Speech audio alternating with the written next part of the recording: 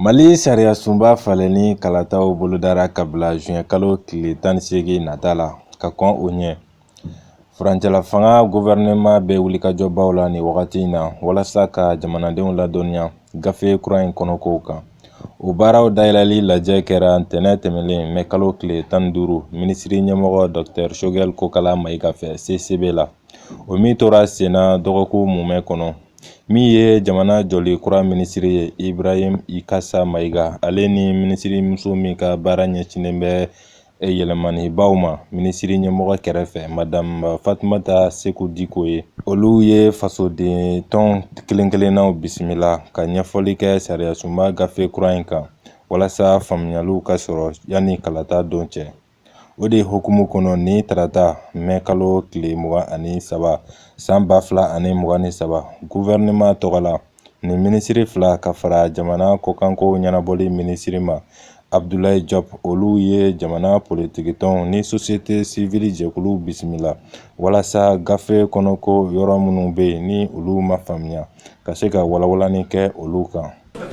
An ka sariya sunba kura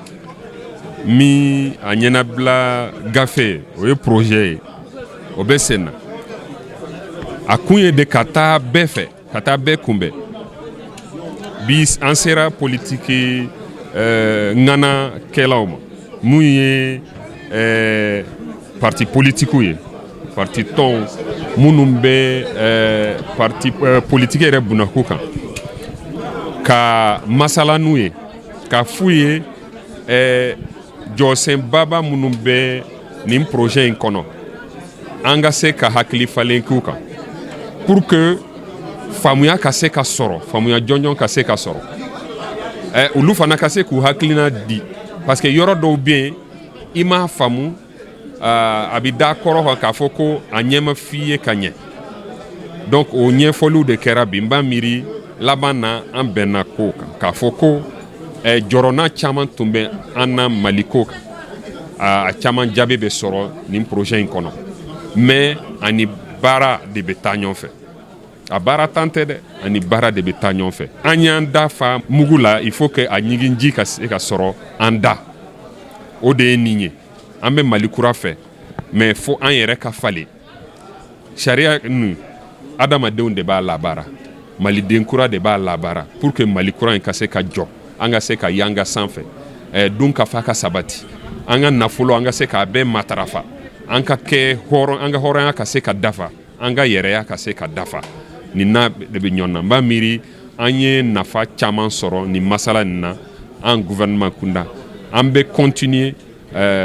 jamana kɔnɔna fɛ ani maliden minnu bɛ kɔ kan pour que bɛɛ ka se ka faamuya sɔrɔ a la bɛɛ ka se k'a dɔn i bɛ wele don min na référendum la i k'a dɔn kun min na i ye nin fɔ kun min na i ye nin kɛ donc nin n'a ɲɔgɔnnaw de don ne nisɔndiyara kosɛbɛ n bɛ an ka parti jɛkuluw fo ani société civile ka fɛcɛrw ani an ka diinɛmɔgɔw ani fana an ka légitimité traditionnelle an b'u bɛɛ fo. Barosigi kuncɛlen jɛkulu welelen minnu ka cidenw tun bɛ kɛnɛ kan olu y'u ka sewa jira ka da kan walawalalen minnu kɛra o bɛ somɔgɔ sama bɔ. An denmisɛnninmɔgɔw ka chance don a ka kan an ɲɛna an k'an da don a la donc bi faamuyali dɔ tun bɛ yen bi minisiriw yɛrɛ tun bɛ yan u ye u da don a ko la ani minnu yɛrɛ y'a sigi sen kan k'u bɛ se ka a kɔnɔna ɲɛfɔ an ɲɛna kosɛbɛ vraiment ne ye faamuyali caman sɔrɔ a kɔnɔna la parce que denmisɛnninw yɛrɛ y'a kɔnɔna la mariage b'a kɔnɔna la ko mariage bɛ cɛ ni muso ni ɲɔgɔn cɛ jamana ka yɛrɛma hɔrɔnya b'a kɔnɔna la an ka nafolomafɛnw ani an ka choix ani an bɛ ko ka to bɛɛ b'a kɔnɔna la donc point damadɔ bɛ yen vraiment olu b'a kɔnɔna la minnu nafa ka bon kosɛbɛ an b'a fɔ maliyɛnw ɲɛna bi micro in na moi ne ye CDP Malikura président ye donc ne bɛ wele bila bɛɛ lajɛlen ma donc u ka projet in u ka a faamuya Mali ka nafa de don maliyɛnw de y'a papier a gafe bɛ dilan wa maliyɛnw de bɛ k'a vulgariser fana donc an bɛɛ k'an tɛgɛ fara ɲɔgɔn kan jamana ka bɔ nin ko in kɔnɔna la an ka se ka lafiya siniɲɛsigi la an ka se ka fɛn to an denw y'a mɔdenw ye u bɛ se ka min sɔrɔ u ɲɛ lafiya kɔnɔna la ani bonya kɔnɔna la. Wulada in na an nana gouvernement a y'an wele pour ka ladɔnniya constitution ko in na ne yɛrɛ min filɛ nin ye ladɔnniya tɛ yen bilen parce que n y'a sɛbɛn n tɛ la ka se k'an tuguni bi an tun bɛ nin de nɔfɛ o gouvernement yɛrɛ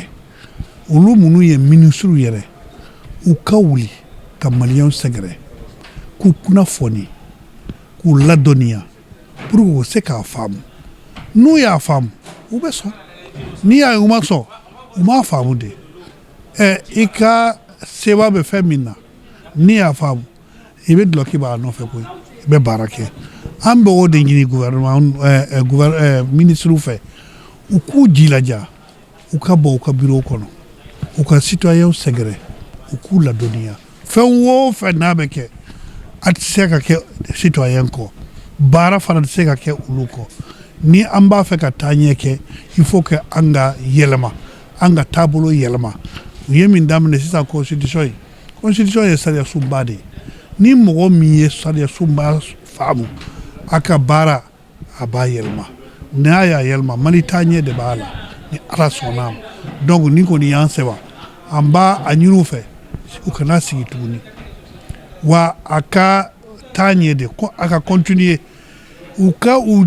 cɛsiri ka maliyɛnw ladɔnniya u k'u cɛsiri ka maliyɛnw ladɔnniya filanan fana n b'o fara a kan parce que article 40 bi kabini Mali ye indépendance fo ka na se sisan ma an minnu ye société civile mɔgɔw ye an ka baara u m'a walawala an k'a dɔn k'a sɛbɛ mais ni constitution na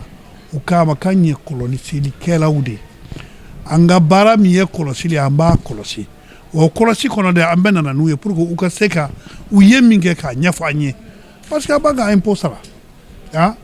n'i y'i ka impôt sara ka mɔgɔ sara pour que a ka se ka baara k'i ye wajibi a bɛ se ka a kan ka segin ka na i ma k'a fɔ aw ye baara min di yan n y'a kɛ o de y'u ka baara ye koyi min tɛ se k'o kɛ o kana don ministériya la o kana don directeuriya la hali ni sara bɛ d'a ma sara man kan ka d'a ma parce que sara in bɛ bɔ an de jɛfa kɔnɔ o de donc o de y'an sewa o ka article 40 nin kɔnɔ alhamdulillah an bɛ se ka inshallah a tilenni caman an b'o matarafa inshallah